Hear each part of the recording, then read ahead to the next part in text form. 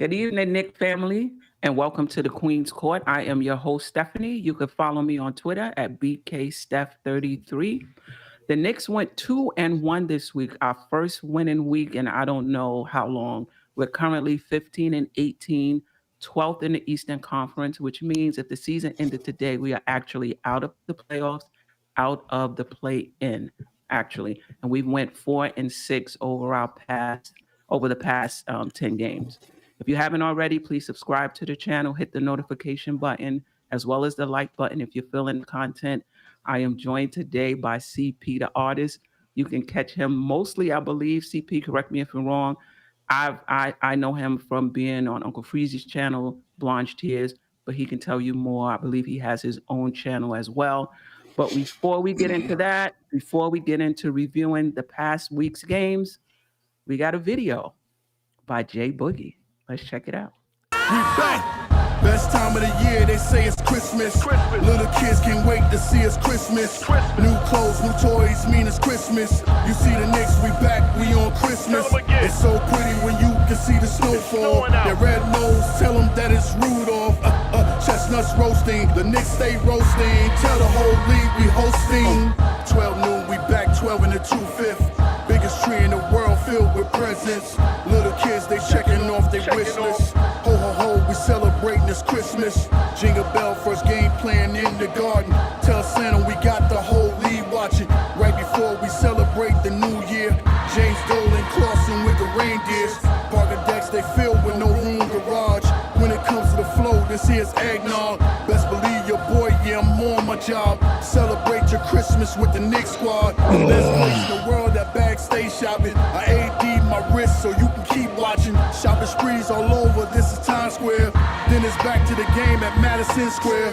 Best time of the year, they say it's Christmas. Little kids can't wait to see it's Christmas. New clothes, new toys, mean it's Christmas. You see the Knicks, we back, we on Christmas. It's so pretty when you can see the snowfall. That red nose, tell them that it's Rudolph.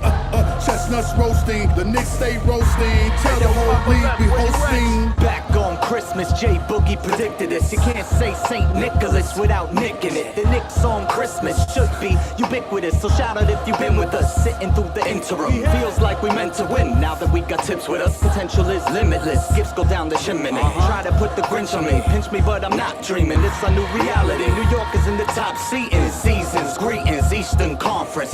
Defense, the Gardens rocking. Best fans in the game. We don't do the home away split. Catch me at the Staples, baby. I make the sleigh live. 8 gifts, pulling up in the Kemba jerseys. About to lace the garden with a pack of frankincense and myrrh. Can't resist the urge. Knicks set new squad. Time to burn the competition. Sitting by the U-Law. Best time of the year, they say it's Christmas. Little kids can't wait to see it's Christmas. New clothes, new toys, mean it's Christmas. You see the Knicks, we back, we on Christmas.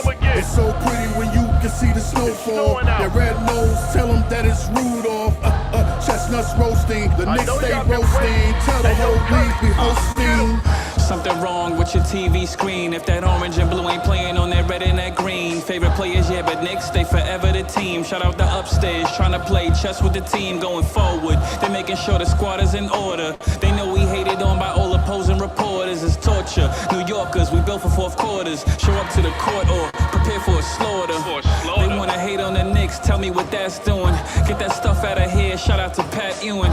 12 noon jump ball, just know we enemies. We trying to bring home the gold back from the 70s. Oh yeah, we back on Christmas, oh no, can it be? Only us Knicks fans know the whole New York energy. If you ain't know what type of tension this is, Knicks Nation, we'll see y'all on Christmas. Best time of the year, they say it's Christmas. Little kids can't wait to see it's Christmas. New clothes, new toys, mean it's Christmas. You see the Knicks, we back, we on Christmas. It's so pretty when you can see the snowfall. That red nose, tell them that it's Rudolph. Chestnuts roasting, the Knicks stay roasting. Tell the whole league we hosting.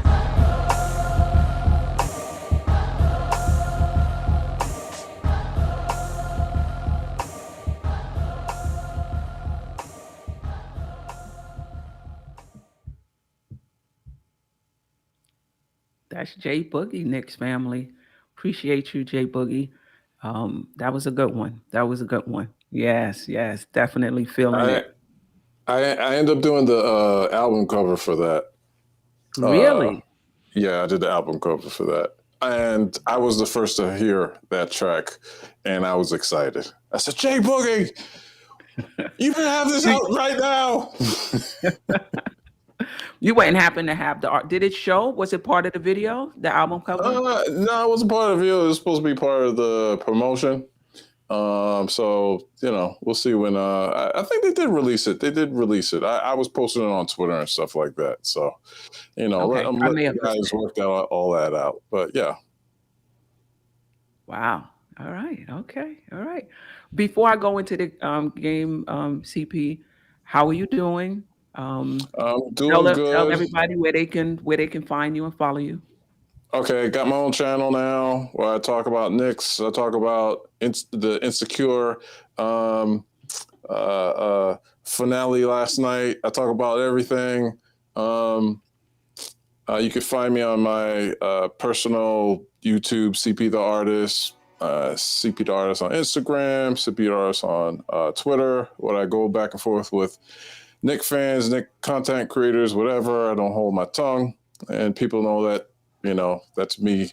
And that's always been me for the last, 20 years, 35 years of being a Knick fan. Okay. All right. And can I talk about your website? Yeah, we talk a little bit about it. I don't want to bore people on my, Well, my CP little side hustle. is actually a real artist, right? He didn't Mm-hmm. just pen the name. He's actually a real artist. He has an online gallery, and I was able to go there. I believe it was yesterday or the day before, and actually take a look at his artwork, which is great. And I want to talk to him a little later on. Do you create pieces? Like if I have Yeah, like a concept that I'm thinking of, are you able to kind of make an yeah, art piece around it? yeah, definitely. Okay. I do custom pieces right now, and the last 2 years I've been doing image, what do you call it? Not image consulting, but like brands and logos and stuff like that. I had the great opportunity of working with the Joe Button Network. I did the Joe Button Network logo and for some of the shows, and that's been a great experience. Right now, I'm just like doing branding images. The painting that's gonna come back to me, hopefully soon in 2022. Did digital work, did a nice little piece with Julius Randle, Nice. and I did for Jay Boogie's cover for MIP. MIP, yeah. So we did that last year, dropped it around the time Knicks were playing Atlanta. So yeah, that's basically it. I'm just like, the jack of all trade, master of none. I don't know about that. Are those other prints? Are those other prints on the website as well? I may have missed those. Like the Randall work and the No. What happened was, Knicks started doing bad, so I took those off the shelf. Well, okay. I mean, I'm not, I ain't gonna keep inventory that ain't gonna sell. So Okay. All right. Well, we got some diehards that may still be interested in it.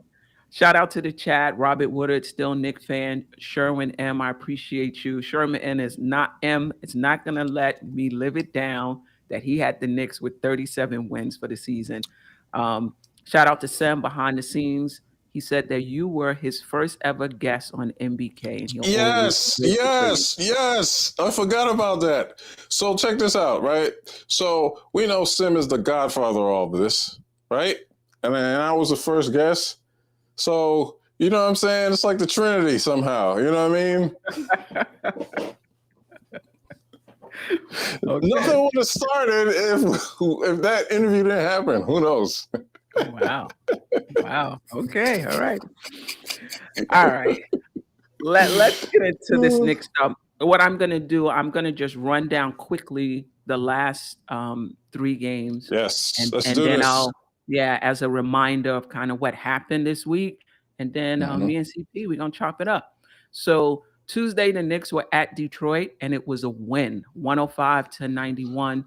Detroit right now is 5-27, last in the Eastern Conference. Rose was out, RJ, IQ, Obi, Fournier over 20 points for his third straight game. Kemba with 21 points, 8 rebounds, 5 assists.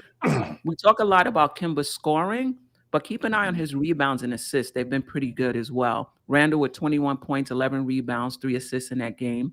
Then on to Washington, at Washington, without Bradley Beal, their best player. We lost that game, 117-124. Washington is currently 17-16, 7th in the conference. Obi and Grimes were back. Rose was still out with the ankle surgery. RJ was out of protocol, but if you remember, he did not play in that game. IQ, we just had a bunch of players out. Kemba with 27 points in the first half, 44 points for the game, also 9 rebounds, 8 assists. Fournier was just 2 for 13 after 3 straight games with over 20 points. But again, in my opinion, if we're going to go anywhere on this team, I still think we need Fournier to play well. He didn't shoot well, but he took 13 shots. He has to be aggressive. I know Andy, shout out to Andy, will disagree, just wants him to take good shots. But I feel like sometimes you got to put a few of them up that may not be great shots because the team is, you got to give yourself a chance. Randall with 23 points, 9 rebounds, but was 0 for 5 from the 3-point line. 0 for 5. And those misses looked terrible off the bottom of the backboard, off the side of the rim. I'm not sure what was going on with him that game, but those shots was a mess. Down the stretch, he did hit some key shots for us, but it wasn't enough as the Knicks lost. And lastly, back at the Garden versus Atlanta on Christmas Day. Atlanta without Trey, Hunter, who had been out for a while, Herter. And the Knicks took advantage. Listen, I'm not feeling sorry for any team without players. We've been without players. Even when they were there, we were kind of without them, right? So Noel was out, Rose, IQ, Knox. Kemba with his 4th start. And Tibbs announced that Kemba would stay in the starting lineup. We're going to talk more about Kemba in the show. Nick shot 55% in the first quarter. Kemba with a triple-double. The first triple-double by a Knick on Christmas Day in New York Knicks history. That's amazing. That's hard to believe, exactly. Yeah. I thought Mark with Jacksonville at least would have done that as well, right? Yeah. Randall was efficient, 25 points, 12 rebounds, 6 threes, and I believe he was 6 for 9 from the 3-point line, and the shot looked good. Grimes shot well also. Both him and Fournier had 15 points. But the team chemistry looked good. I saw them rooting for each other. The energy was up. And again, the Knicks had a winning week, and I don't know how long. Versus Atlanta, there was ball and player movement, but most importantly, the Knicks made shots. This is a shot-making league. You know, if you want to hold on to a lead, you got to make timely shots. You want to get back into a game, you got to make timely shots, and the Knicks were able to do that. We'll get into it more, CP, but I hope this is a preview of what's to come. But the Knicks looked good in that first Boston game. We thought this was a new look offense. We looked good against San Antonio. I thought we was turning the corner. So Atlanta, you know, we'll talk about it, whether this is a preview of things to come or are we going to revert back to our bad habits. So before I get into specific questions, CP, anything over this past week, team-wise or player-wise, that stuck out for you? You nailed it on the head. I mean, I was scared going into the Christmas game, but I'm not gonna lie. Like, it felt like the season started. It felt like the season really started that game for the Knicks because, yeah, you said it. The chemistry was there. They were rooting for each other. The Garden was rocking, and they were executing. You know. And so that was probably the best thing that stood out to me. And I needed that game because I was sick with you know what on Christmas. Right. And and so yeah, so yeah.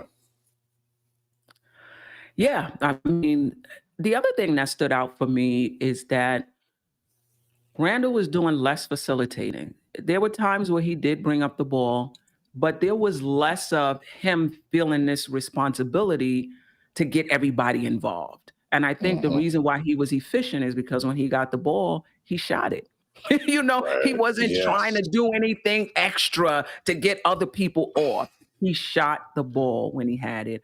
And Kemba had the ball in his hands a lot and initiated the offense a lot. And I think for Kemba to be successful, I think he needs to do that. So that was Agreed. something that stood out. That stood out as well. And one thing I did like too, it was like it seemed like Kemba and Julius had like a chemistry. It was like this understanding, like it's starting to bloom and blossom. You know what I'm saying? Like, look, this is how I'm going to play my game. This is how you're going to play your game. And they're working it out. And I've told Knicks fans before, but they want to listen. I said, hey, wait until Christmas. Don't go crazy. Christmas is usually the start of the real season. And then we got to just judge it from there, and hopefully everybody's healthy. Yeah. Hopefully.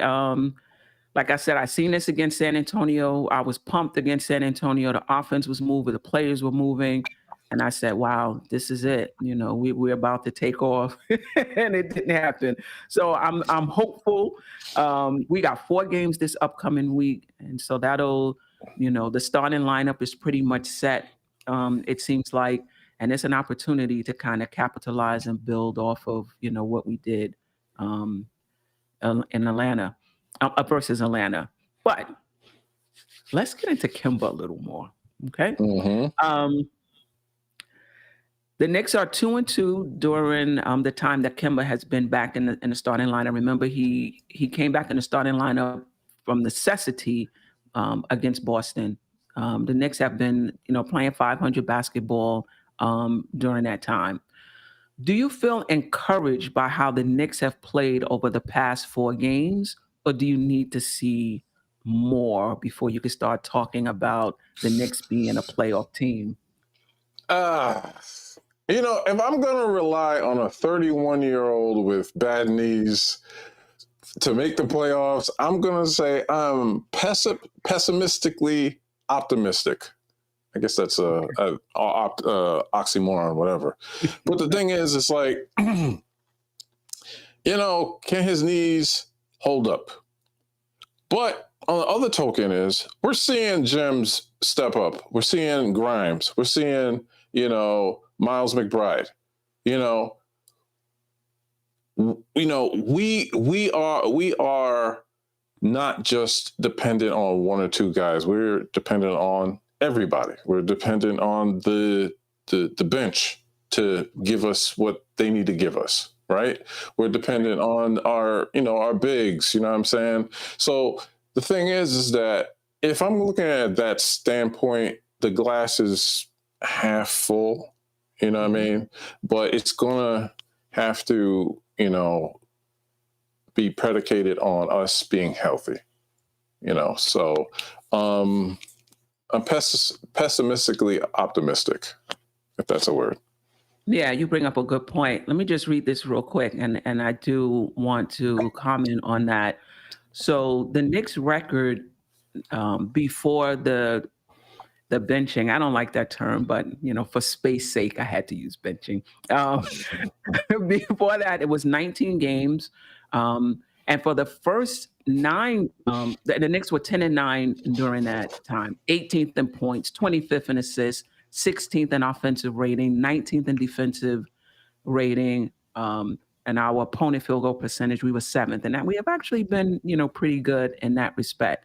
But the 10 games prior, and I think this may have been what prompted Tibbs to tinker with the lineup, the Knicks were 4-6, were 26th in points, 29th in assists, 25th in offensive rating, 18th in defensive rating.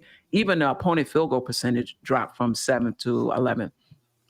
But during the time Kemba was out, that was 10 games, the Knicks didn't do, that much better. They were 3-7, in points, 26, which is about the same. Assists, 29th, about the same. Offensive rating was better. We went from 25th to 15th. The defensive rating was worse, and that was the thing. People were thinking that with Burks in the lineup, the defense would be better, but it went from 18th to 25th, and our opponent field goal percentage went from 11 to 14. You wanted to say something before I get into? I was going to ask you. I was going to ask you, what do you see differently with the defense? With Kemba? I think Because he's still a 6 foot, maybe, people say he's really like 5'10" or something like that, and that's not going to change. Right. And so what is it that they're doing that's, helping them have a better, defensive rating with him? Yeah, with him. The last 4 games, particularly, our defensive rating went from 25th without him to 15th with him. Now, as much as I'm appreciating what Kemba is doing, I don't think that that's the difference, that Kemba is back, and that's why our defensive rating is better. I think that the players are just more engaged on the defensive end. And listen, we played Detroit, I'm sure that helps. But I think they're much more engaged. There's much more effort. I think Kemba always put out effort on the defensive end. Like you said, I think it's just his size. Yeah, but let's keep it real, right? I think me and you could have gotten past Kemba in the beginning of the year. I think we could have put down 22 and 15 maybe. Yeah, I think that brings up another point. The idea that because it didn't work out, that it was a bad decision. And I don't think you can go by the outcome to tell whether a decision was bad or not. I think at the time, Tibbs wanted to make a change. I never thought he was trying to scapegoat Kemba, in my opinion. I just think he was trying to make a change. He decided to make it at that position. And it didn't work. And I think most of us fans were calling for a lineup change during that time. Maybe not all of us, but a good majority of us. And it just didn't work. Now we put him back in, and he's playing lights out. And I know a lot of fans want to say, well, you shouldn't have took him out. But listen, let's keep in mind, and not to take anything away from Kemba, who stayed professional and stayed ready. 22 days of rest, right? And feeling embarrassed, right? Because whether Tibbs meant it to be that way, I'm sure that's how he took it. You trying to tell me I can't play.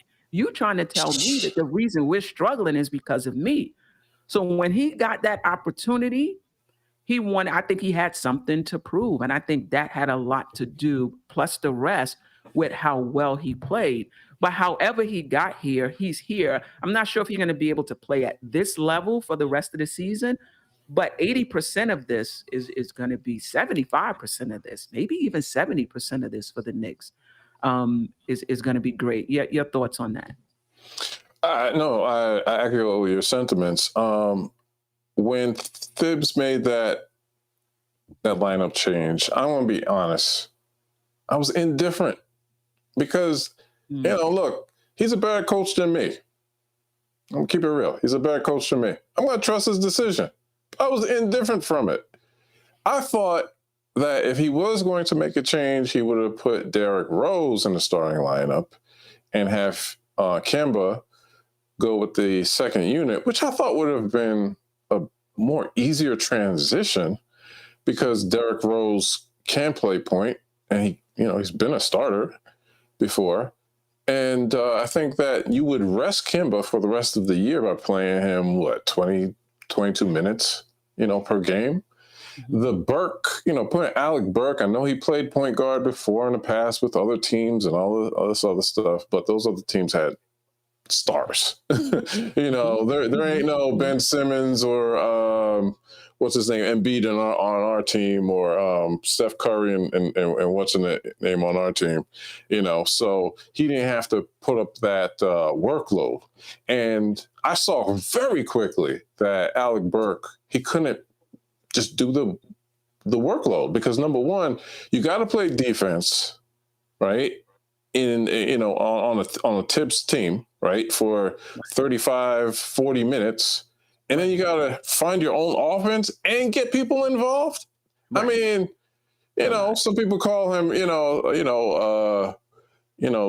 junior Bryant or something like that. Like he's like, the second coming of Kobe, when he gets hot, Alec Burke. But he's just not that guy to do all of those three things. He's a scorer. He's a good defender. Don't get me wrong, but he's a scorer. Right. So I think tiring him out was kind of like detrimental. It was a bad experiment. It was a bad experiment. But you think you thought it would have worked. You think it would have worked out better had he put Rose in the starting lineup. Now, would you have backed Rose up with IQ, with McBride, with Burke, with Kemba? So you would have just switched them out. Yeah. Because people in the chat's gonna hate me from this. I'm not much of a IQ fan at point guard. I haven't seen in the 2 years that he's played where he has been an effective point guard. People go, oh, there's a summer league. Yeah, the summer league. It's a summer league.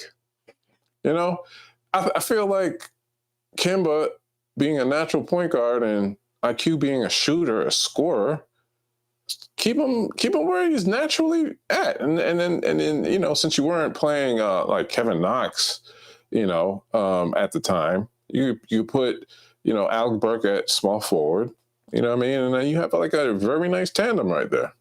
And so you would have had IQ be situational. No, I would have him be the shooting guard, not the point guard. You would have had Kemba off the bench. Knox. Right. No, Kemba, IQ, and Alec Burke. Okay. As a second unit. As a second unit. Yeah. Right. Yeah. And have Rose take Kemba's place. Yeah. I mean, the only thing with that is you're just switching it. I mean, on that second unit, you're still going to have, defensive issues. Let me ask you this, and this is a hypothetical. Go ahead. No, finish. Yeah, but it's the second unit. I mean, you're going to have less star power. You know what I mean? You're not going to have Kemba up against, the James Hardens, the Bradley Beals or whomever's playing point guard, starting point guard. You're going to have him like, in the second unit, where, the second unit has always been, this year, our true starters, and because they play with so much energy, Obi coming off the bench and giving you energy, and whether you had Mitch, blocking shots, and IQ, hoisting up threes and stuff like that. They play with a faster pace, and they play less minutes than the starters.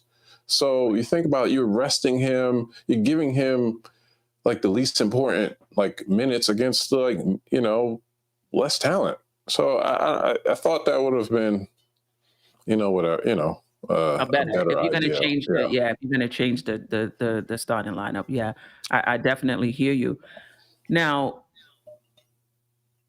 McBride is out on protocol. This is just a hypothetical. I'm just interested in what you think of McBride. Just say Rose. I love him. Man. All right. Okay. I love that shit, man. Question, though. There's a tough question then. Maybe. If Rose didn't get injured, would you, and Kemba's playing the way he did, so let's just say it was a short-term injury, would you still want, like you said, Rose starting, Kemba backing up, and then McBride out of the rotation? Or would you want Rose starting, McBride backing up, and Kemba out of the rotation? And the reason I say out of the rotation is Tibbs is not going to play more than 10. He's just not. Yeah, I know. I agree. What would have been your preference? The first one. I think as much as I like and love McBride and I love Grimes, you see, here's the thing, like what Knick fans forget, right?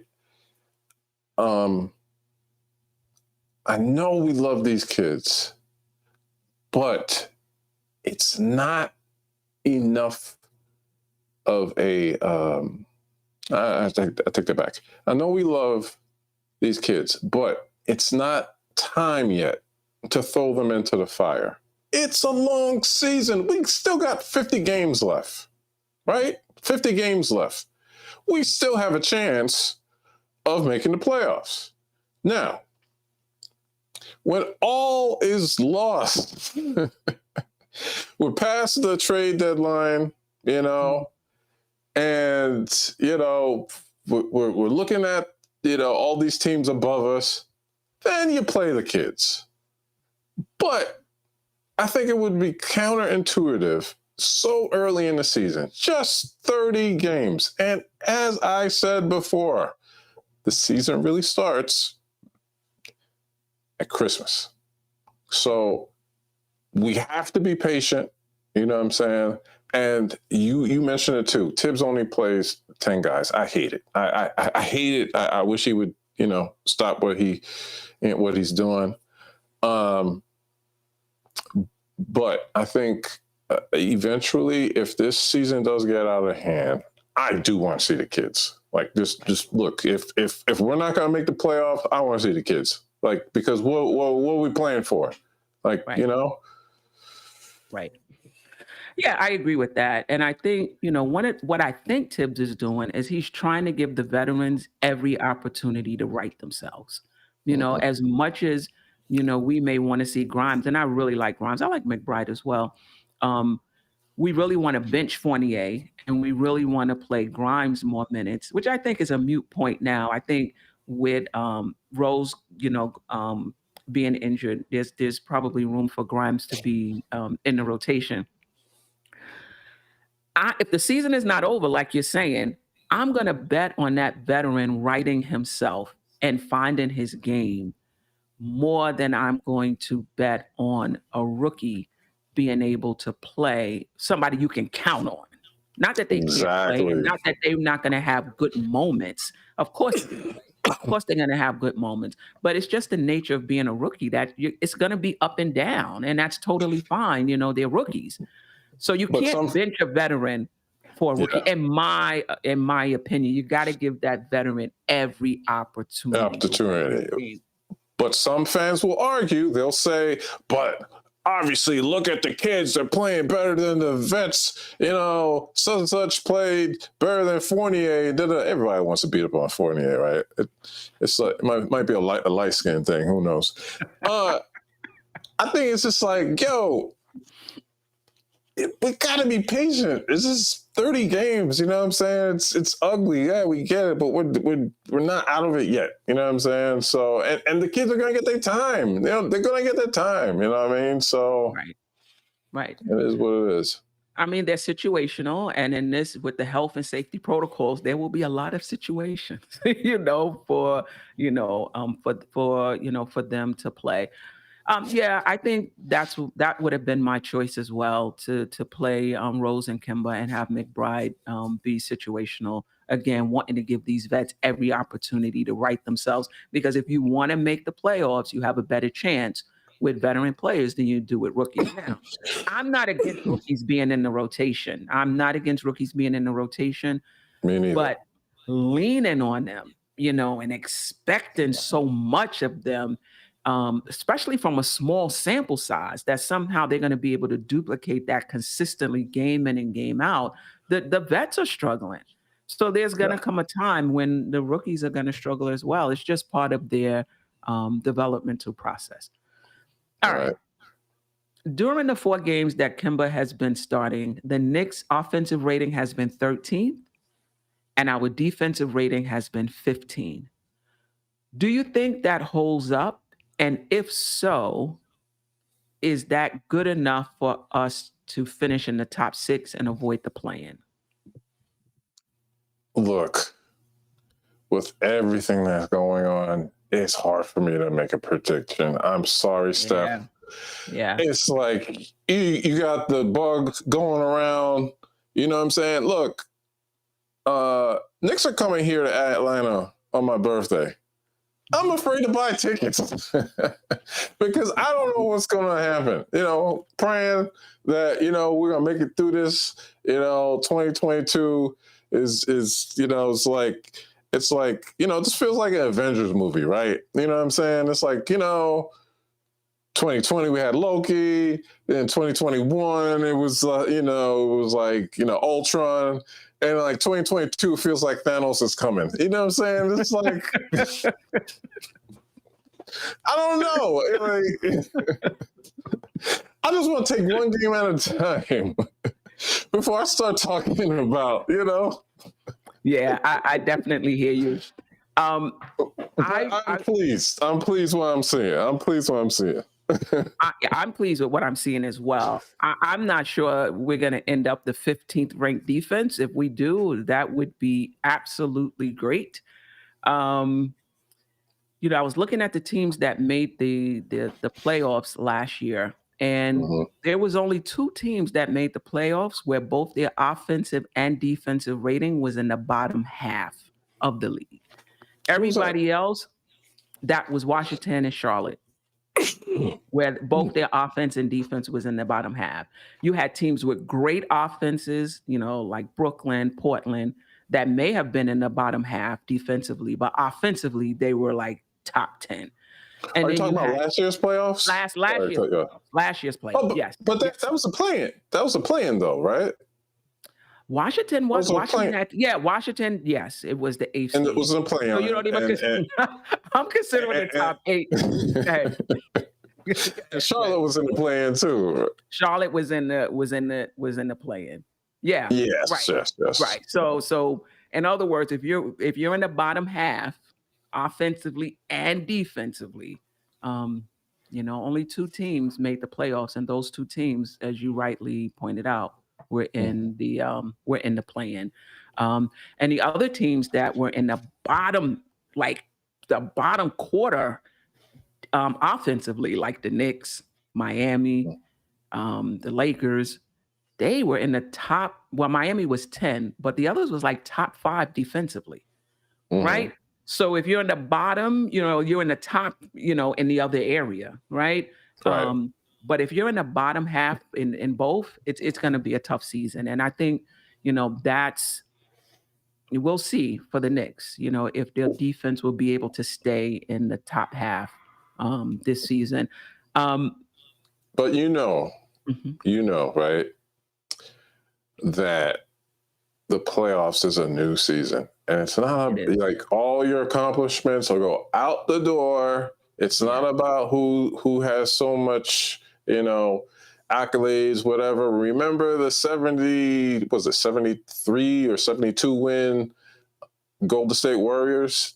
They didn't win that championship, So the thing is, it's like, it's about who's the healthiest and who's the hottest team, So I think like Atlanta's run.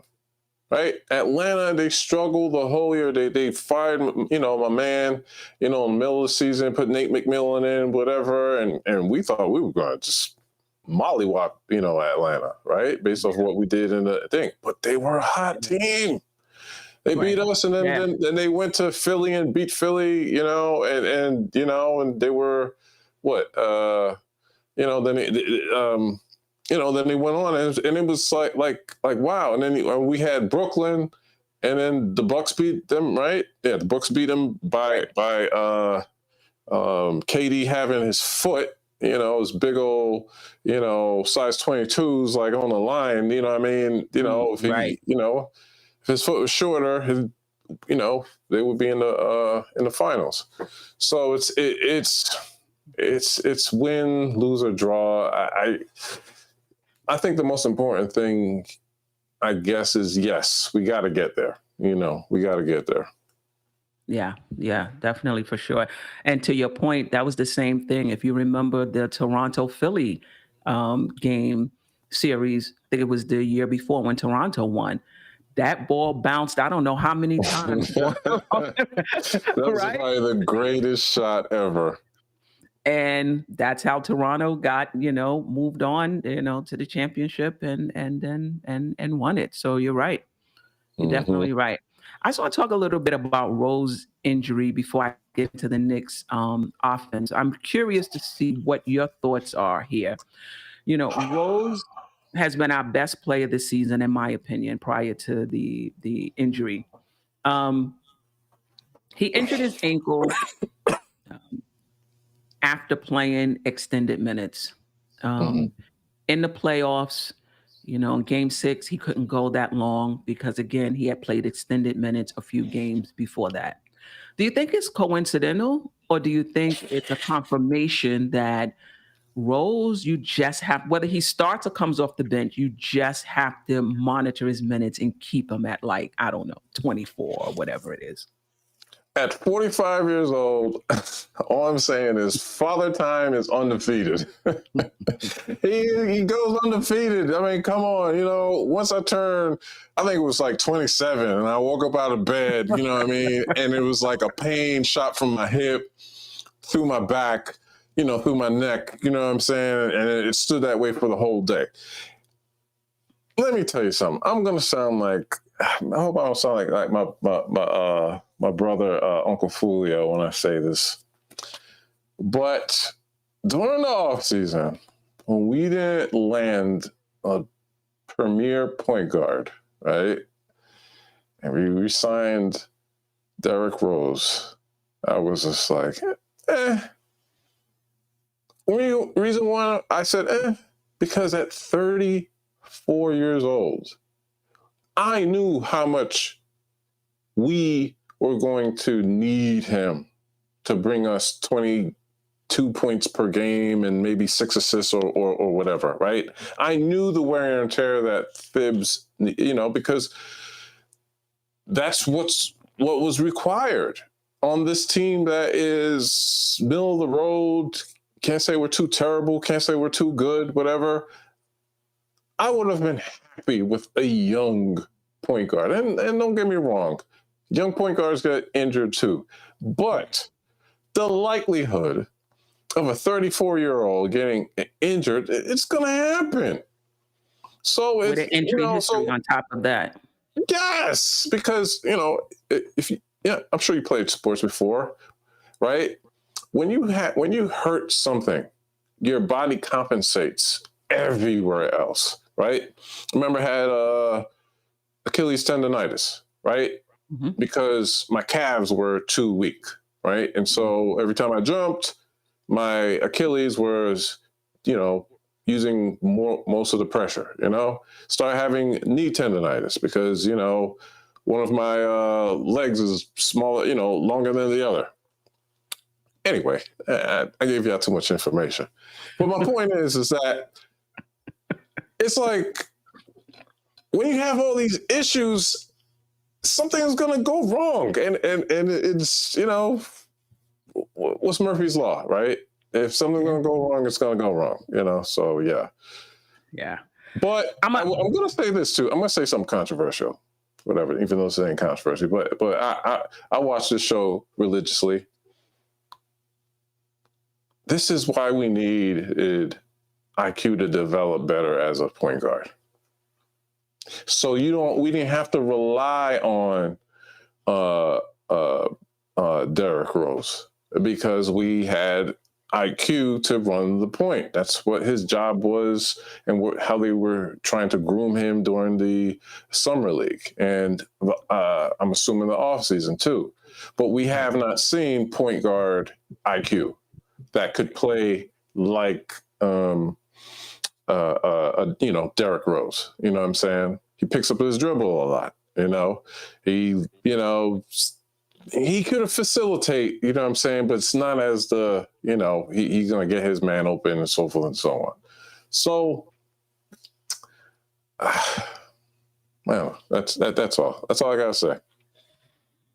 Yeah, I mean, I'm a huge Rose fan, but I had my concerns coming into the season when we signed Kemba and we had Rose, and I was like, we got 2 guards with injury histories. I mean, our ceiling on what the team can be can go out of the window if one of them, got injured. And it could have been, and I know Sim talked about this. Me and Sim said the same thing when Tibbs sent McBride to the G League. We were both saying he must really not be ready to play because Tibbs doesn't do that. He doesn't like to send players to the G League. But then I started to think he probably looked at this roster and said, let me get him down there, get him some work, start priming him because we might need him for the season, you know? Look, listen, I believe in the G League. I believe when we had Frank, he should have been in G League instead of, playing 3 seconds per game. We should have had Knox in the G League, instead of being DNP'd for a thing, because you got to get these kids in a rhythm. Look at Alan. Is it Alan Payne?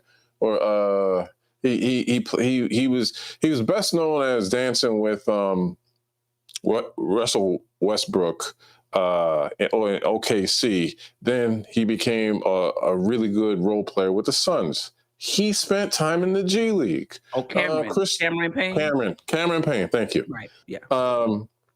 And also Christian Wood. He spent time in the G League. There's nothing wrong with increasing your game.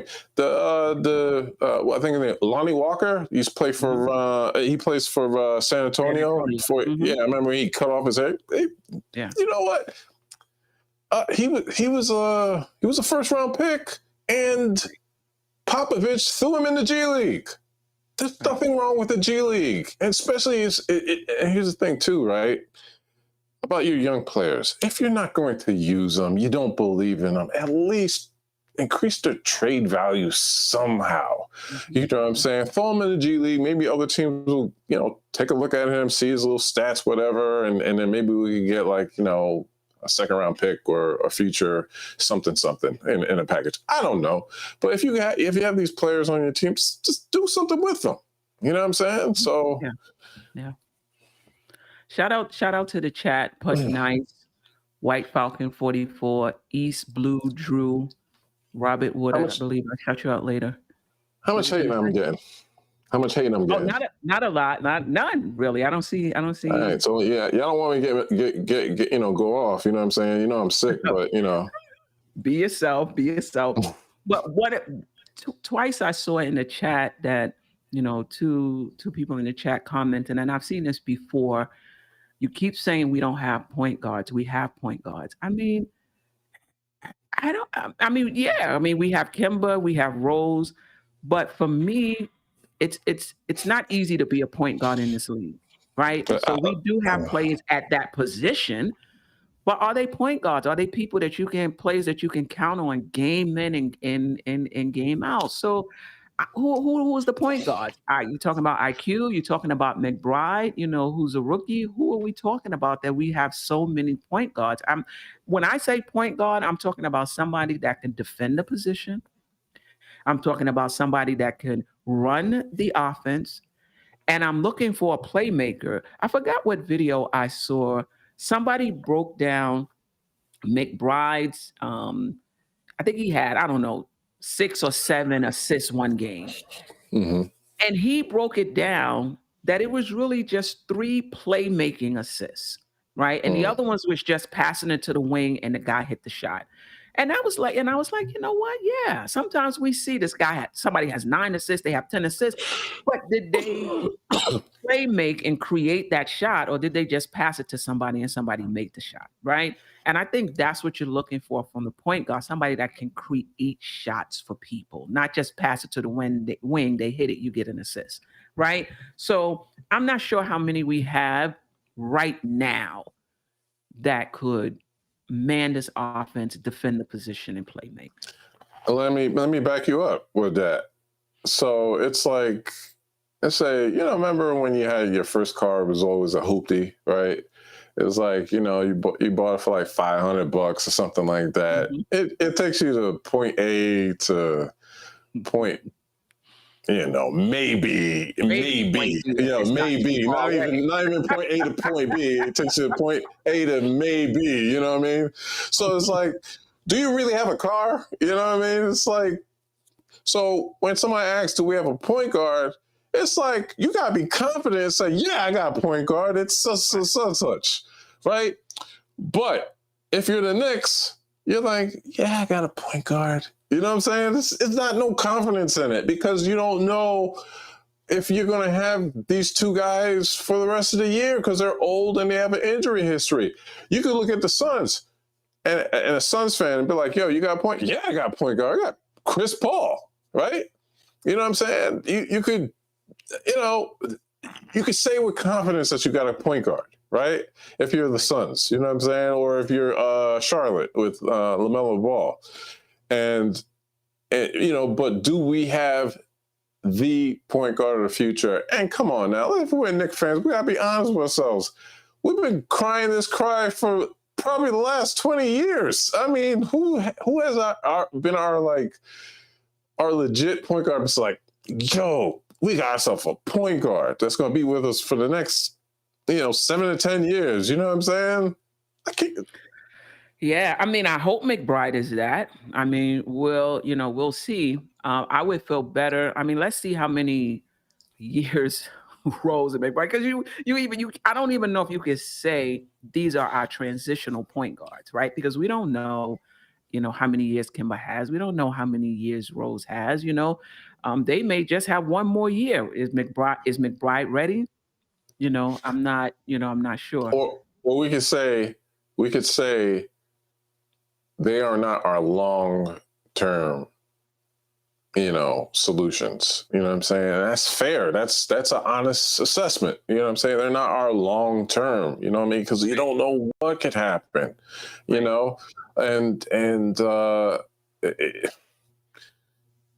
I try to look at things, in a how should I say it? Like a reactionary thing, right? So let's say we stink it up this year and we lose it, right? And we make McBride, and we see that he's our generational point guard. Mm-hmm, mm-hmm. But we don't get enough wins, and then maybe we get into the draft and have a high pick, and we finally pick that point guard. You know what I'm saying? Please, in the chat, if you got people in the if you got some players, name them. Let's look them up. You know what I'm saying? Maybe if we could talk them into probably going to GLeague, and maybe we could draft them from there or something like that. Or, you know what I mean? Or whatever. But it's maybe our point guard is in the draft somewhere. So we'll see. I mean, if it's in the draft or it's McBride, it's going to take some years for them to get to that. What I'm hoping this year, Rose is going to be out for, I don't know, 4 or 6 weeks. Who knows?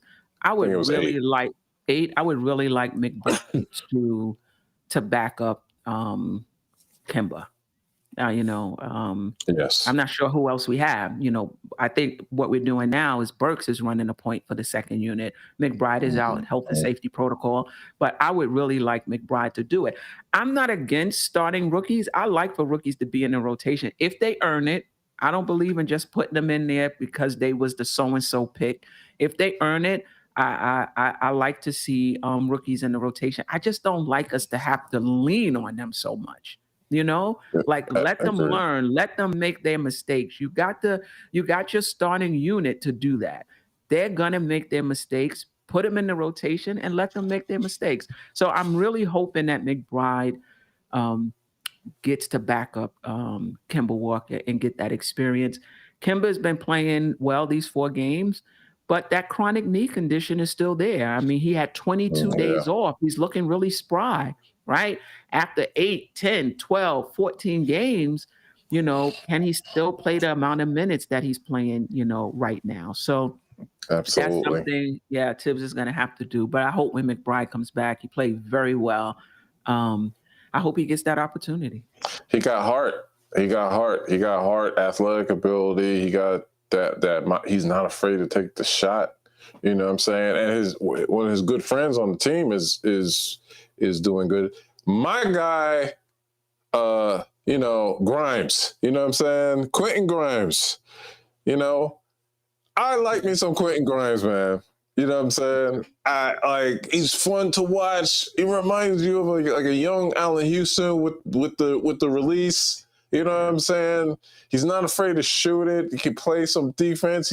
He's on the floor. He gets on the floor.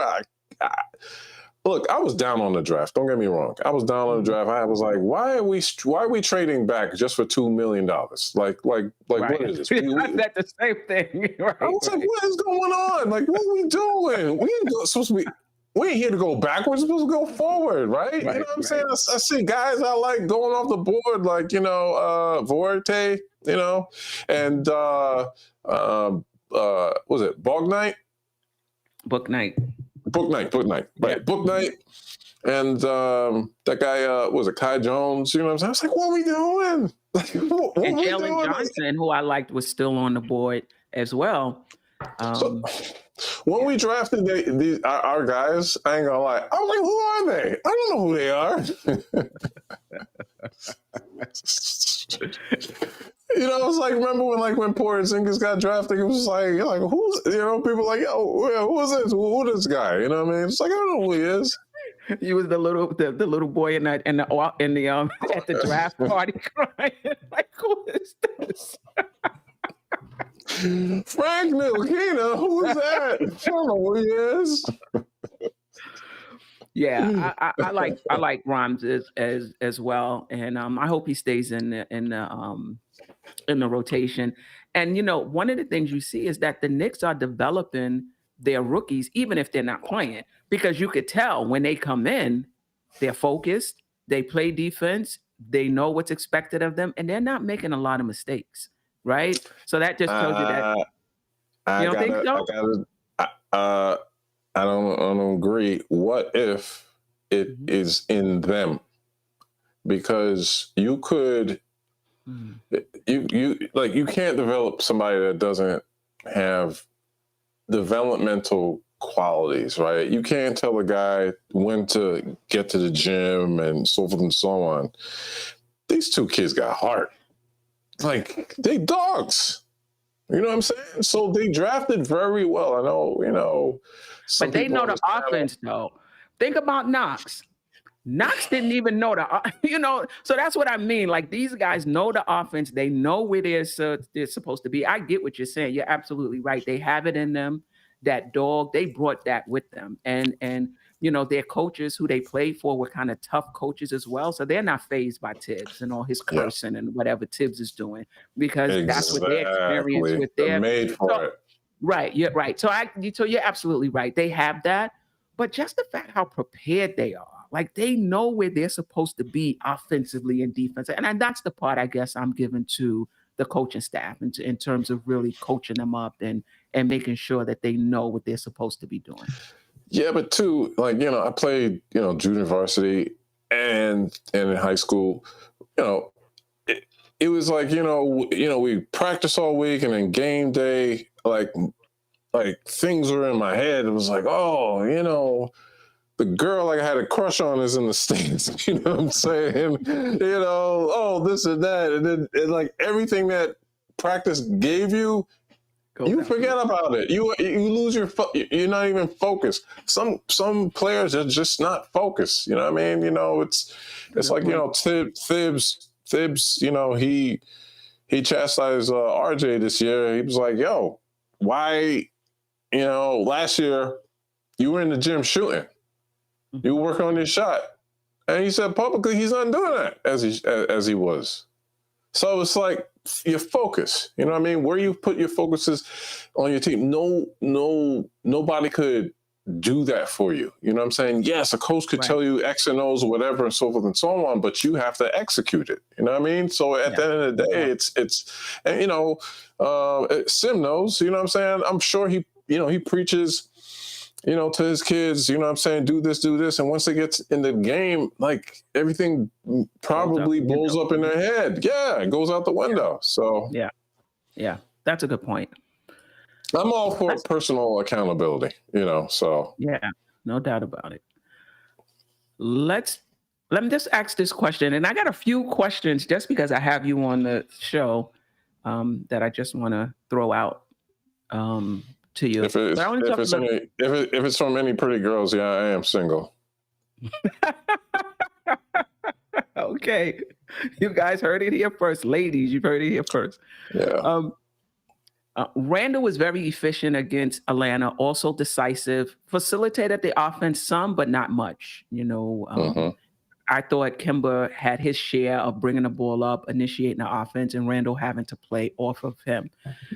Is that our path Is that our path forward? I know I've said many times on this show, I just need Randall to play the point, to play the power forward position. Obviously, if they double team you, pass it out. That's just a basketball move. But I think he'd be much more efficient just giving up facilitating duties. And I saw a lot of that in the Atlanta game.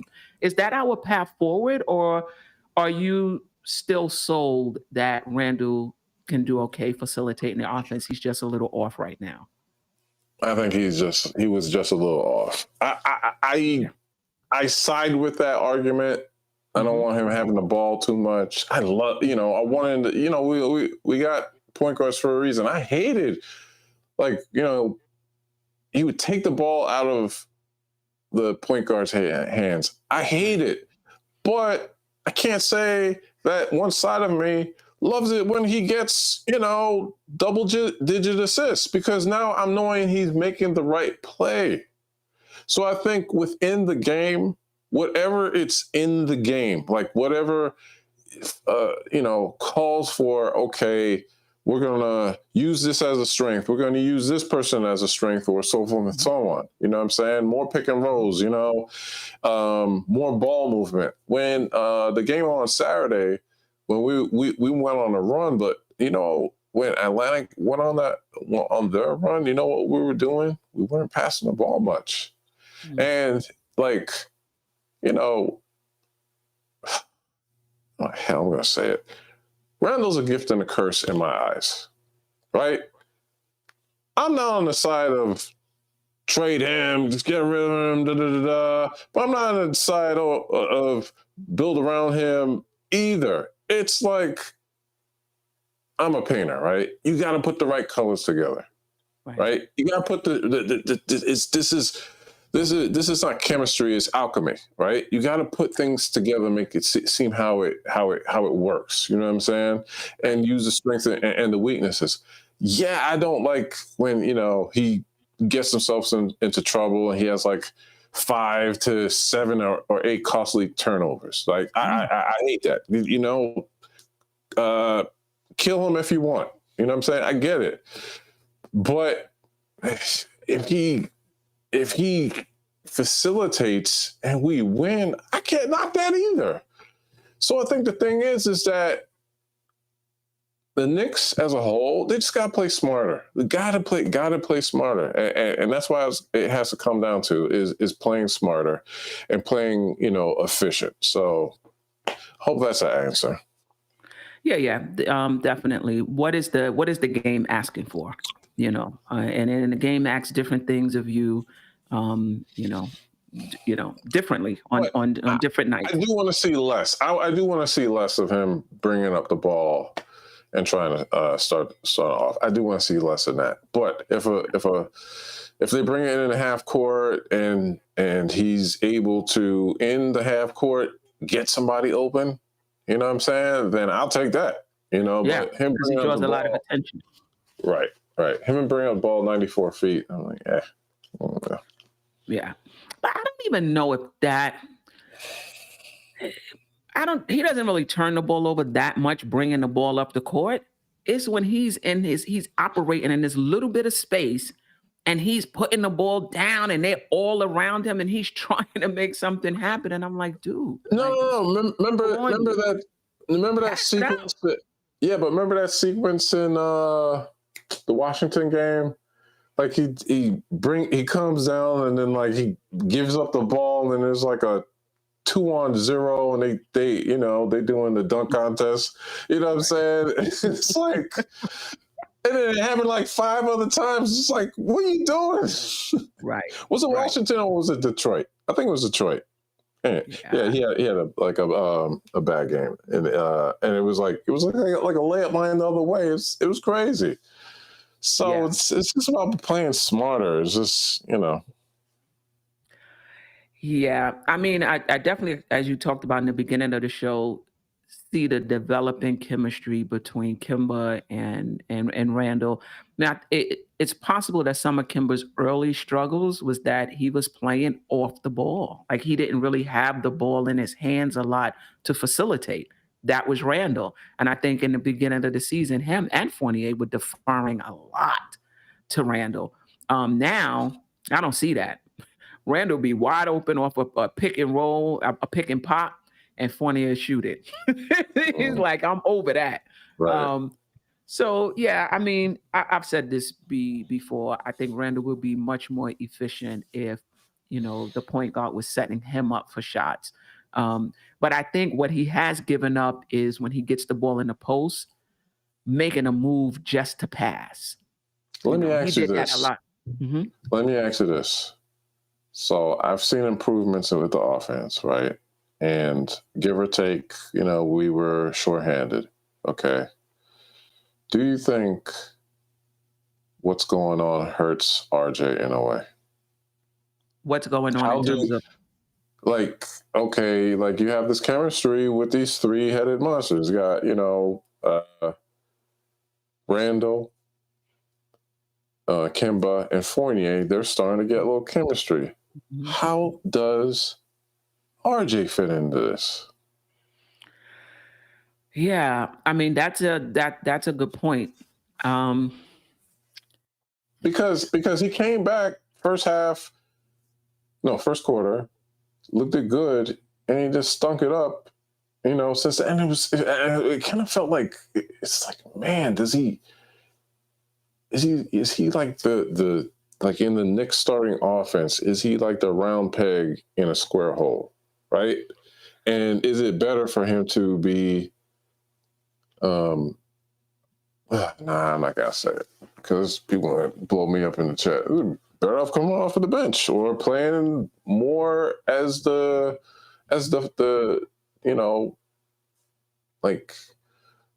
like focus of the second unit, Right. So Yeah, I mean, I think I think that he can definitely do that, but I also think there's a role for him as a glue guy, and the Knicks need that in the starting lineup.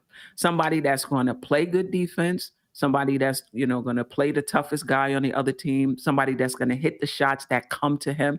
So basically, it's not like you're trying to get him involved. He's just getting his shots off of transition. He's getting his shots off of kickouts. He's playing good defense. So he may end the game with, I don't know, 14 points, 6 rebounds, 3 assists, a steal, like that glue type of player.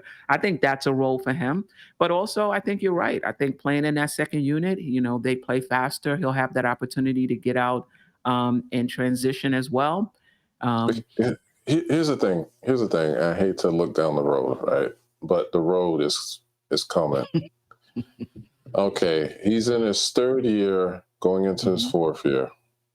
Okay, he's going to have to put up numbers to earn that rookie extension. The Knicks are going to have to make a decision: pay this dude his bread, or let him walk like the 1 million rookies that we had in the last 3,000 years since Charlie Ward, right? Because we haven't signed one rookie. Re-signed one rookie since Charlie Ward. Right. Because come on, right. That is a long time. Charlie Ward, that's my era. Most people in the chat, they weren't even born to see Charlie Ward play. My era too. Would you, what you've seen so far, sign RJ2 in their max extension? Hell no. Oh, but I'm on Twitter being an RJ hater because at the third pick, I want to see more. You know what I'm saying? But in fairness, right? If Kemba could have this run that he's doing, right? Is it Thibs that's holding RJ back in a way? Is it Randall? This is such a complicated issue because your franchise is at stake. This is not as easy as Kobe and Shaq, where it was like, of course you're going to go with Kobe and you're going to trade Shaq because Shaq was aging and Kobe was Kobe, right? But Shaq was pretty good though in his prime. Yeah, but he was on the downhill because remember when they traded him to Miami, right? He had like like a good first half of the year, but it was Dwayne Wade that Right. really won the championship from him because Shaq was, and then they got rid of Shaq. A little bit later, you know what I'm saying? I think they sent them off to Cleveland or something. Cleveland, And was it Phoenix or maybe it was Cleveland? Phoenix. Sorry. So here's the thing, right? The franchise gonna say, man, we gave Randall this extension. How much is he worth on the open market? How much would RJ be worth on the open market? Mm-hmm. I'm not seeing them right at this moment that they are playing well together. I think I could probably count on my hand when both of them had over 27 points, 20, 25 points, together, right? One scored 20, the other one scored 27 or whatever, you know what I mean? It was always this whatever, because they both left-handed and they kind of like have like the same game, you know what I mean? So RJ neither one of them are high flyers, I'll tell you that. Neither one of them can finish over length, I'll tell you that. Yeah, I hate to be that Stephen A, but it's like, could you just use your right hand?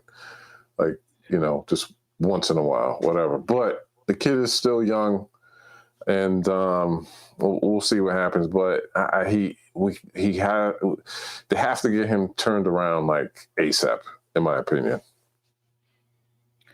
Yeah. Were you ever high on him? Or look, just over the years?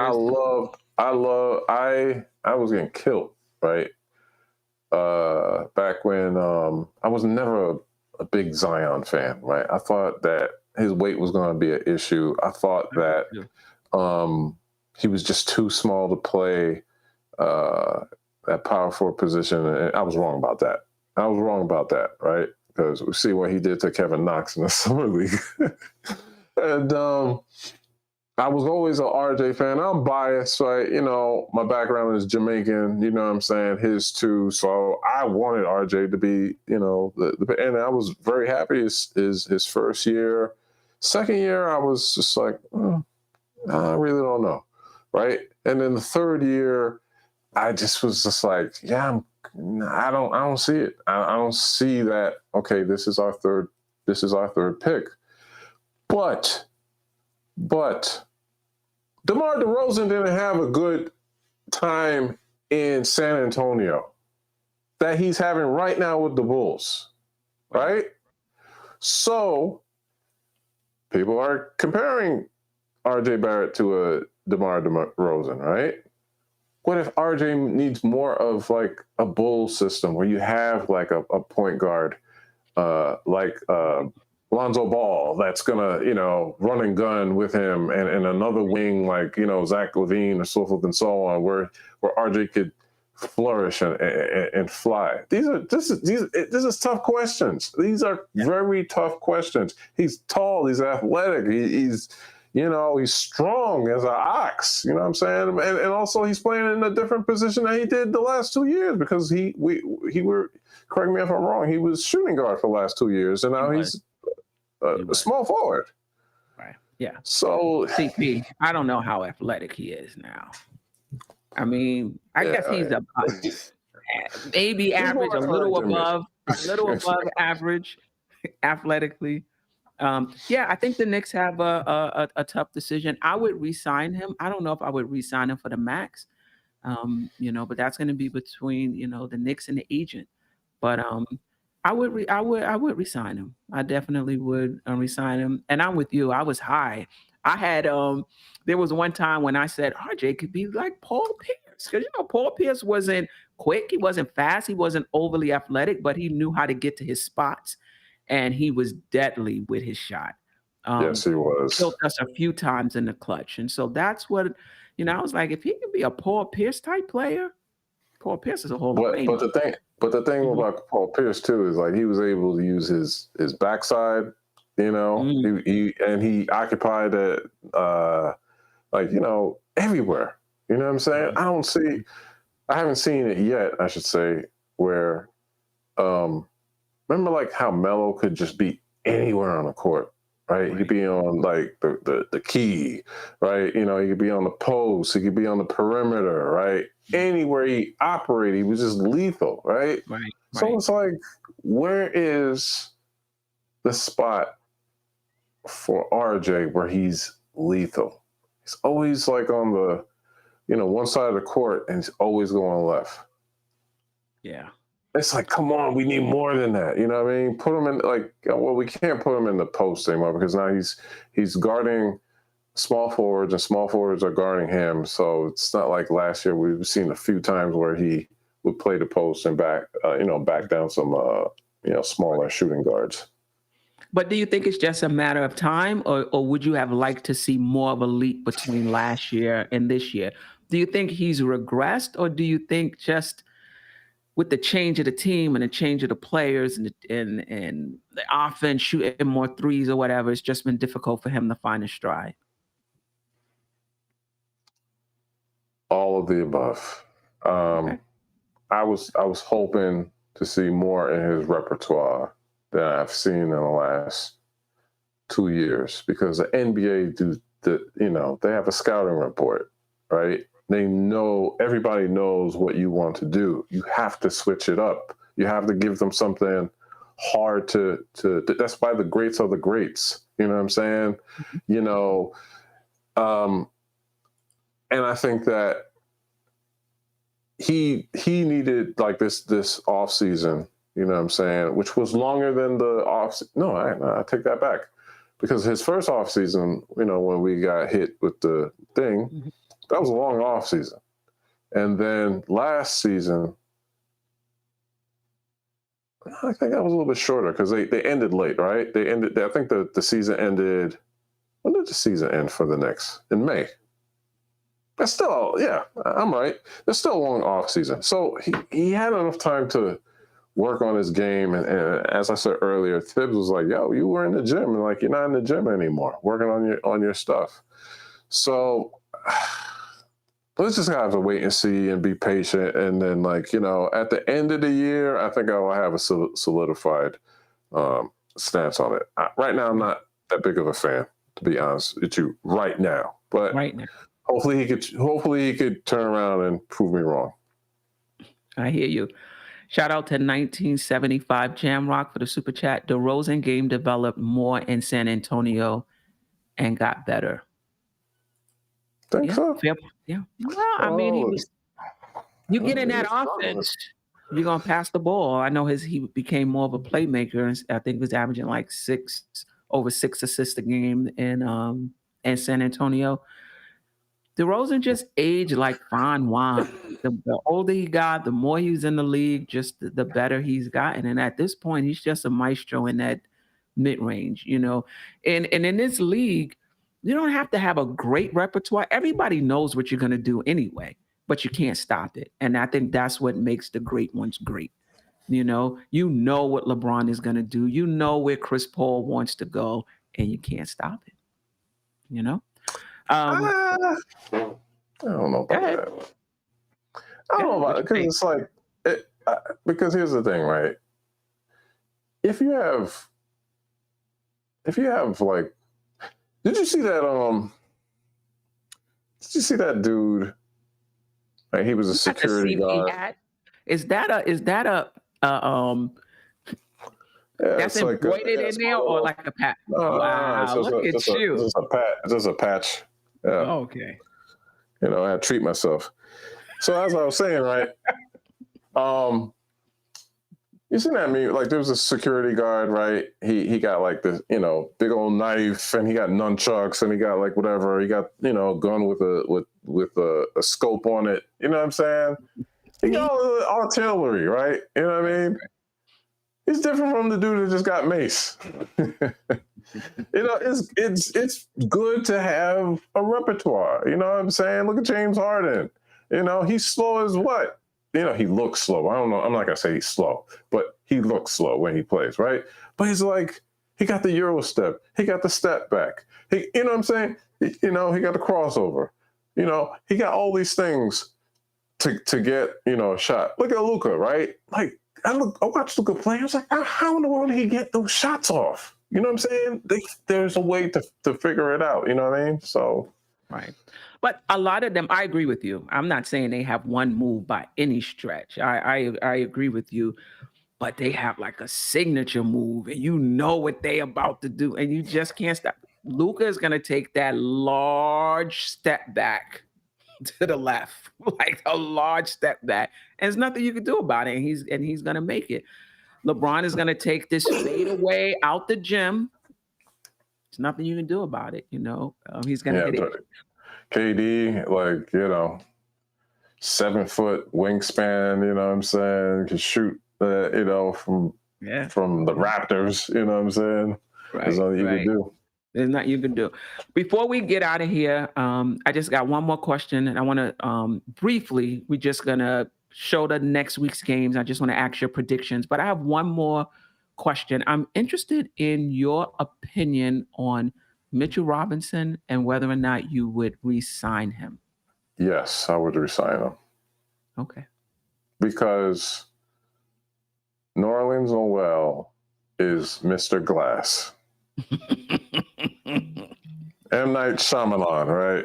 He is Mr. Glass. He can't catch. And Mitch is Mitch, man. He's still young. It's like, he can give you 14 boards and, maybe 17 points, you know what I'm saying? 5 blocks, so forth and so on. Yeah, on a good day. On a good day. On a good day. Yeah. So, it's important to have a kid like him. Look, if Atlanta could have somebody like, Clint Capella, you know what I'm saying? Or Utah have a guy like, and I'm not saying that, relax everybody. I'm not saying that Mitch is these guys, you know what I'm saying? But these are centers that are, of that once upon a time was his ilk, like Rudy Gobert, you know what I'm saying? Defensive Player of the Year, right? Could Mitch be in, all defensive? Yes, he can. He can be on an all defensive team. He can. This is my thing. Now, was it 2 games ago? He had the game you were talking about. He was double figures point, double figure rebounds. I think he had three block shots. And that's the Mitch that, I guess you're saying that he could become game in and game out, right? Right. I guess with Mitch, for me, I feel like it's been 3 years and he's still a little raw. He's just still a little raw. And he is. I'm not going to lie. To see a little more by I'm going to contradict myself, right? Because we talked earlier about Grimes and the development of Grimes and McBride, right? Mm-hmm. And I said, "Oh, you gotta want it," and so forth and so on. Yeah, the coaches, whatever. Let's be honest now, right? Is that a Mitch thing or is that the team thing? Have they not developed? It's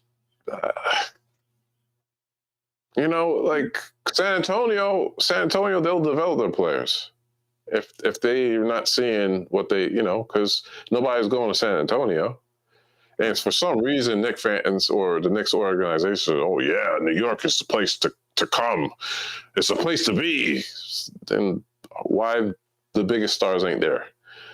So the thing is like, the youth you could have for a longer time and more affordable, get them where they need to be. Right. We seen him be like, he's working on his J, but in the game, for some reason, he's not taking one. Yeah. So Mitch is an enigma to me. Mitch is an enigma. I see what you see. There's times when he have a game like I forgot what game it was. Was it Washington? Was it the Detroit game? Where I'm like, yo, you see that line? If that's Mitch finally rounding into shape, that's great. Then the next game, he had like 2 points, 4 rebounds, and I'm like, oh my god. The thing with Mitch, this is my honest opinion. it's between his ears. It's between his ears. Once he fixes that, I think it's people gonna say, man, the Knicks got a steal. Remember, what was he? What number in the draft was he? He was in the second round. He was in the second round. Yeah. Okay, he was in the second round, right? Yeah. And he didn't play college, so he didn't have the play college coming in. He was straight from high school. Right. Now, off my head, who was in his draft, the big men? I believe outside of Ayton was the top pick, right? Outside of Ayton, right? Could we say that Mitch in his draft was one of the top 2 or 3 big men in his draft? Because I believe if we say it then, I don't know. Mo Bamba was in that draft, no? I believe so. Because it was a Kevin Knox draft. Right. Yeah. Right? Would you would prefer Mo Bamba over Mitch? I haven't seen enough of Mo Bamba play to whatever. I know he had a hard time with the previous coach, and now he's able to play. So I haven't really seen much of Mo Bamba or heard anything. When you're on a losing team, nobody pays attention to you. Yeah. Yeah, that's where we were for a long time. Sam said both the player and the team have to work towards development. I'm not sure what he does on his own. I mean, definitely offensively, you do videos, but just defensively, I don't know. He's a joke. He was injured. He was a lot of weight. He's dropped the weight now, so he's moving better. And plus his ankle is probably, his leg or whatever it was, is probably better. He's definitely looking better. I'm going to wait till the end of the season before I really judge him. But at this point, Mitch is losing my support as time goes on. I was pretty. I played big man in high school, so I'm a what do you call it? I'm biased. I'm biased, and my thing is it's just like 7-footers don't grow on trees that block shots. You know what I'm saying? And to me, he's a better alternative than Noel. I mean, I'll trade Noel for a stretch 3. A stretch 5, in a heartbeat. Because it's just, like I said, he's Mr. Glass. Yeah. I mean, Mitch hasn't been the pitch of strength and healthy either, but yeah, you're right. But Mr. Glass is Mr. Glass. And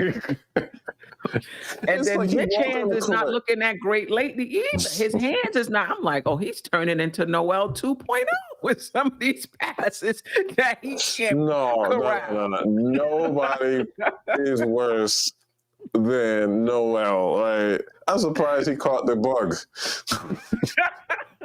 He was the last person I thought would catch it. Okay. I was like, what in protocol? You caught that? Right. There's something really going on. That dang Omarion. Right. All right. We're going to close this out. I'm going to pull up the Knicks play 4 games this week. So let's pull that up. So Tuesday, we're playing Minnesota. Wednesday, we're playing Detroit. Saturday, we are playing OKC. And Sunday, I believe it's Sunday. Is it Sunday?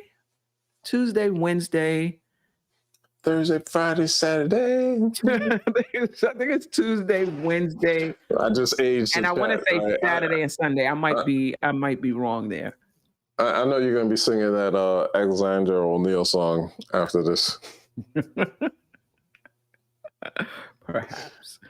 So the Knicks have 4 games this week. Again, Minnesota, Detroit, OKC. Right. They're all winnable. We've lost to Toronto twice already. We beat Detroit last week, and we're playing them again. Now, if I'm going by the Knicks team I saw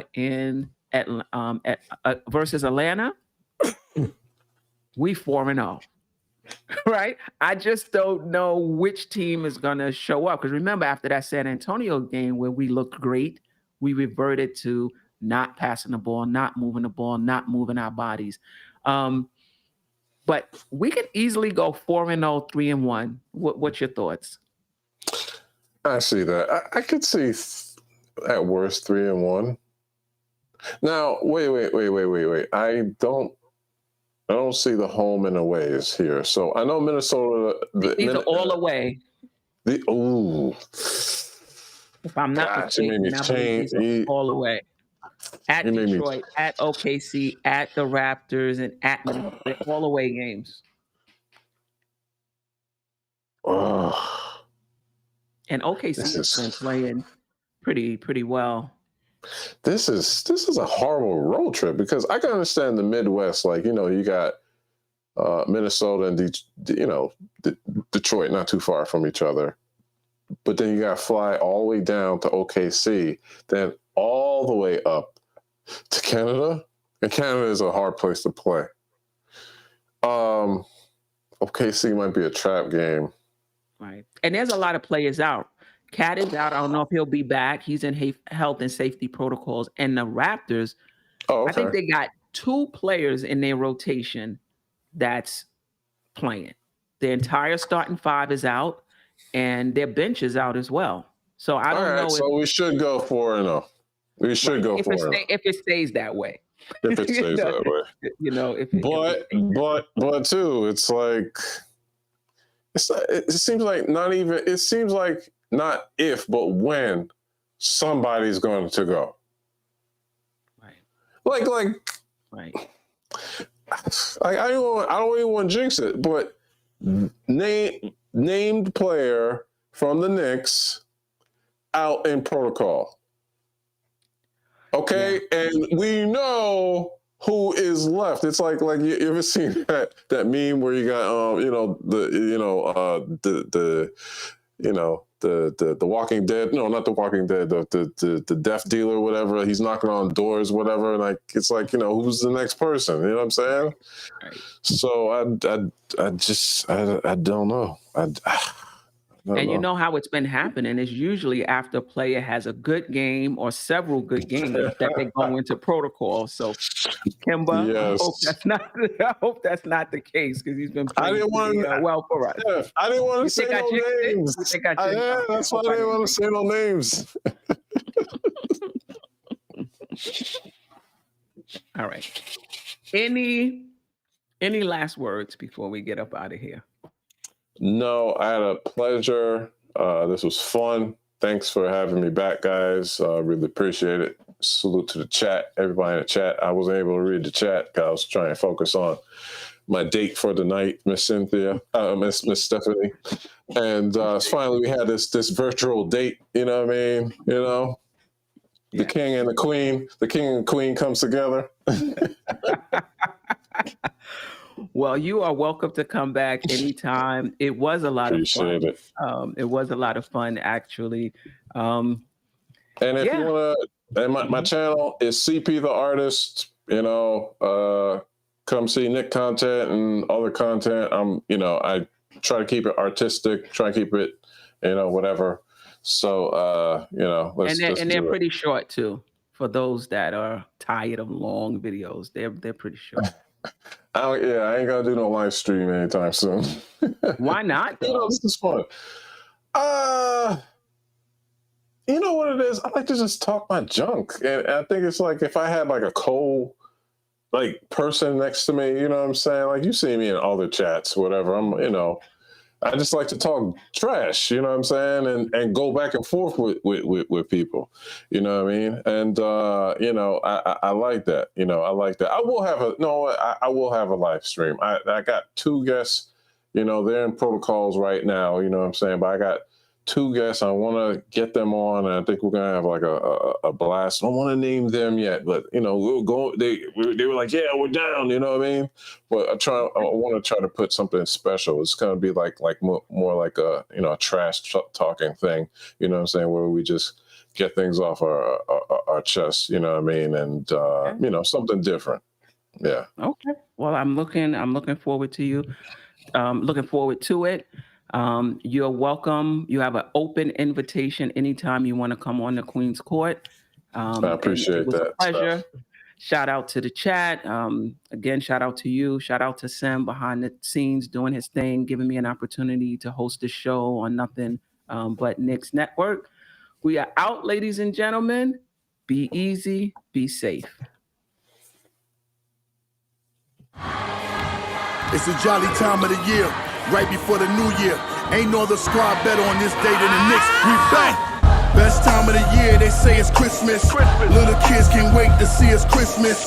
New clothes, new toys, mean it's Christmas. You see the Knicks, we back, we on Christmas. It's so pretty when you can see the snowfall. Their red nose, tell them that it's Rudolph. Chestnuts roasting, the Knicks stay roasting. Tell the whole league we hosting. 12 noon, we back 12 in the 2/5. Biggest tree in the world filled with presents. Little kids, they checking off their wish list. Ho, ho, ho, we celebrating this Christmas. Jingle bell, first game playing in the garden. Tell Santa we got the whole league watching. Right before we celebrate the new year. James Dolan crossing with the reindeers. Parker decks, they filled with no room garage. When it comes to the flow, this here's eggnog. Best believe your boy, yeah, I'm on my job. Celebrate your Christmas with the Knicks squad. The best place in the world, that bag stay shopping. I AD my wrist so you can keep watching. Shopping sprees all over, this is Times Square. Then it's back to the game at Madison Square. Best time of the year, they say it's Christmas. Little kids can't wait to see us Christmas. New clothes, new toys, mean it's Christmas. You see the Knicks, we back, we on Christmas. It's so pretty when you can see the snowfall. Their red nose, tell them that it's Rudolph. Chestnuts roasting, the Knicks stay roasting. Tell the whole league we hosting. Back on Christmas, J Boogie predicted this. You can't say St. Nicholas without nicking it. The Knicks on Christmas should be ubiquitous. So shout out if you've been with us, sitting through the interim. Feels like we meant to win. Now that we got tips with us, potential is limitless. Gifts go down the chimney. Try to put the Grinch on me, pinch me, but I'm not dreaming. It's a new reality. New York is in the top seat in seasons. Greetings, Eastern Conference. Defense, the Gardens rocking. Best fans in the game. We don't do the home away split. Catch me at the Staples, baby. I make the sleigh live. 8 gifts, pulling up in the Kemba jers. About to lace the garden with a pack of frankincense and myrrh. Can't resist the urge. Knicks set new squad. Time to burn the competition sitting by the U-Law. Best time of the year, they say it's Christmas. Little kids can't wait to see us Christmas. New clothes, new toys, mean it's Christmas. You see the Knicks, we back, we on Christmas. It's so pretty when you can see the snowfall. Their red nose, tell them that it's Rudolph. Chestnuts roasting, the Knicks stay roasting. Tell the whole league we hosting. Something wrong with your TV screen. If that orange and blue ain't playing on that red and that green. Favorite players, yeah, but Knicks, they forever the team. Shout out the upstairs, trying to play chess with the team going forward. They're making sure the squad is in order. They know we hated on by all opposing reporters. It's torture. New Yorkers, we built for fourth quarters. Show up to the court or prepare for a slaughter. They wanna hate on the Knicks, tell me what that's doing. Get that stuff out of here, shout out to Pat Ewing. 12 noon, jump all, just know we enemies. We trying to bring home the gold back from the 70s. Oh yeah, we back on Christmas, oh no, can it be? Only us Knicks fans know the whole New York energy. If you ain't know what type of tension this is, Knicks Nation, we'll see y'all on Christmas. Best time of the year, they say it's Christmas. Little kids can't wait to see us Christmas. New clothes, new toys, mean it's Christmas. You see the Knicks, we back, we on Christmas. It's so pretty when you can see the snowfall. Their red nose, tell them that it's Rudolph. Chestnuts roasting, the Knicks stay roasting. Tell the whole league we hosting.